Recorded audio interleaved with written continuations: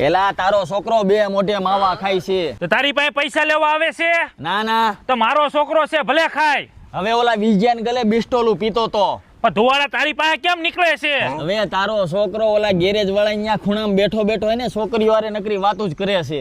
તો પણ તારા છોકરામાં ટેવાડ્યો તો એને કે એકાદી જાનુડી પટાવીને મંડે વાતું કરવા. હવે એને કઈ સંસ્કાર જેવું છે કે નહીં? નાના મોટાનું ભાન જ નથી એને. આમ જો ઈ મારું લોહી છે, ગરમ જ હોય, મોઢા કોઈના સાટે નહીં, તોડી જ લે.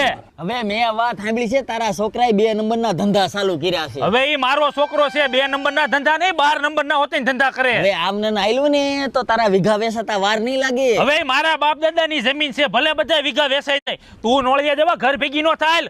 મારું દીકરું મારી પાસે ગોશ પરુણા કરવા આવે. મને તો આજ ખબર પડી કે મારા બાપા એટલા ફ્રેન્ડલી છે. ભગવાન આવા બાપા બધાયને દે. આ બાપા 1200 રૂપિયા લાવો તો. એ તો ગામ વચ્ચે મારી આબરૂના કાકરા કર્યા. આ હાટું